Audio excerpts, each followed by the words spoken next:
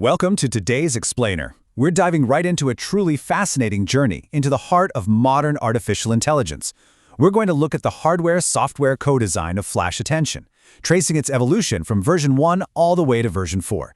Now, if you've ever wondered how large language models suddenly jumped from handling a few paragraphs to chewing through entire books with millions of tokens, well, the answer is right here. It's all about an algorithmic evolution that directly attacks the notorious quadratic complexity problem, what we call O of n squared, which fundamentally limited how much context an AI could actually handle. Here's our roadmap for today. We'll unpack the memory wall problem first, and then track the algorithm right alongside NVIDIA's GPU evolution. We'll start with I/O-aware tiling on Ampere, move into work partitioning in version 2, jump to Hopper's Asynchrony in version 3, and finally check out the completely bizarre asymmetric bottlenecks they had to tackle in Blackwell for version 4. Let's get into it. Section 1. The memory wall problem, a massive data traffic jam. So to really understand the solution, we first have to ask, why is standard attention just so incredibly slow when it deals with long text?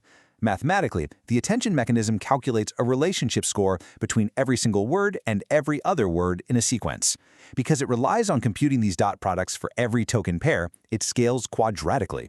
Imagine you have 100,000 words. Standard attention is going to try to compute a 100,000 by 100,000 matrix. That just completely, utterly overwhelms the GPU's memory capacity. It creates this massive bottleneck when reading and writing all that intermediate data.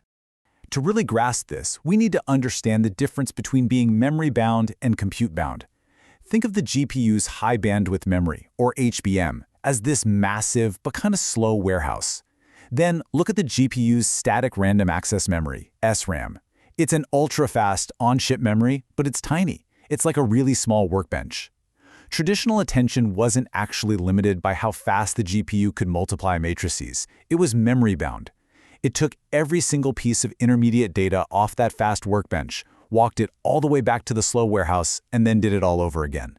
GPUs were literally spending way more time just moving data around than actually doing the math.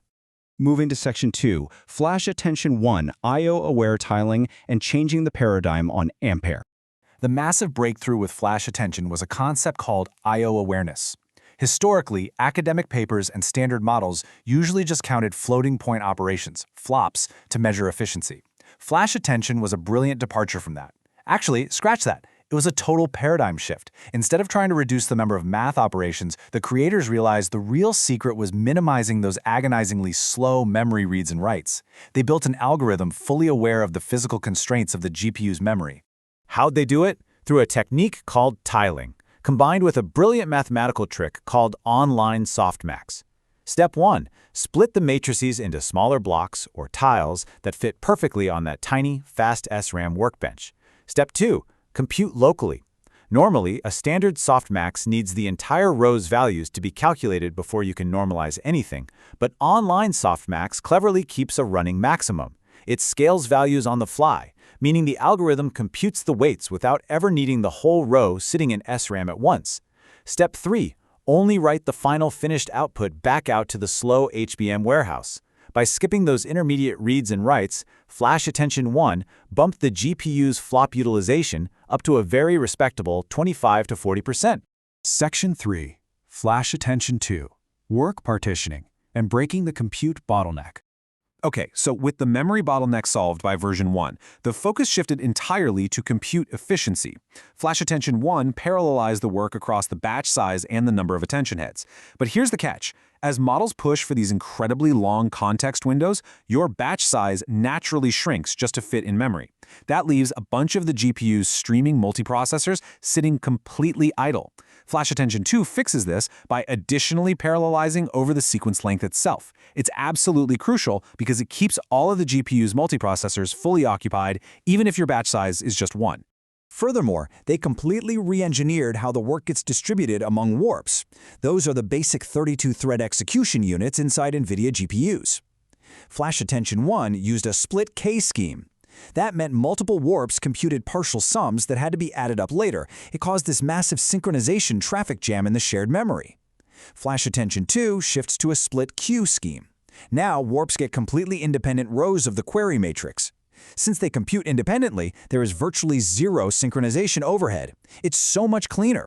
And the result of solving that warp-level synchronization?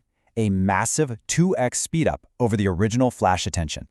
Version 2 hit a genuinely impressive 50 to 73% of the theoretical maximum flop utilization on A100 GPUs. It brought complex attention math astonishingly close to the pure efficiency of standard matrix multiplications. Section 4. FlashAttention 3 Hopper Asynchrony, Embracing the H100 Era. Enter the NVIDIA H100 Hopper GPU. This hardware introduced powerful, highly specialized asynchronous units, so naturally, the algorithm had to evolve to use them. FlashAttention 3 introduced warp specialization. It literally physically splits the GPU threads into producer warps and consumer warps. Producers use a crazy new hardware feature called TMA to fetch data from memory asynchronously, completely in the background. Meanwhile, consumer warps use another feature, WGMMA, to actually crunch the math. To make this work, they set up ping-pong scheduling, which is basically an advanced double buffering technique. While the consumer is calculating block A, the producer is already fetching block B into the other half of memory. It's a perfectly overlapping dance of fetching and computing. The payoff from this deep hardware integration is phenomenal. FlashAttention 3 hits up to 740 teraflops using FP16 precision, but it actually goes a step further. By utilizing ultra-fast FP8 low-precision math, the performance absolutely skyrockets. Now, FP8 math is usually really susceptible to extreme outlier values, right? Well, FlashAttention 3 handles this with incoherent processing. It multiplies the input by a random orthogonal matrix, effectively smearing those dangerous outliers evenly across all the data. It's a brilliant mathematical trick that makes the data perfectly safe for FP8 precision, allowing the algorithm to reach close to an astonishing 1.2 petaflops on the H100. Section 5. FlashAttention 4. Blackwell Asymmetric Scaling. A bizarre new bottleneck. So hardware scaling isn't always perfectly even, and that introduces some really fascinating new puzzles. On the cutting-edge Blackwell B200 GPUs, the ultra-fast tensor cores that do the matrix math got roughly twice as fast compared to Hopper. But the shared memory bandwidth, it didn't scale at the same rate. Even more critically, the hardware special function units that calculate exponents for the Softmax operation suddenly became the slowest runner in the relay race. So you had these hyper-fast tensor cores just sitting there stalling, waiting around for slower units to finish the exponential math. To bypass these shifting bottlenecks, developers got creative. They implemented FlashAttention 4 entirely in a Python-embedded domain-specific language called Qtol. They leveraged Blackwell's new tensor memory, or TMEM, as a special on-chip scratchpad to relieve that shared memory traffic. But the absolute cleverest workaround was for the Softmax bottleneck. Instead of waiting on those slow hardware exponential units, they literally just bypassed them by emulating the exponential math entirely in software. Using a highly efficient base 2 approximation, they forced the ultra-fast tensor cores to just do the heavy lifting themselves. With these ingenious workarounds, FlashAttention 4 hits a staggering 1613 teraflops.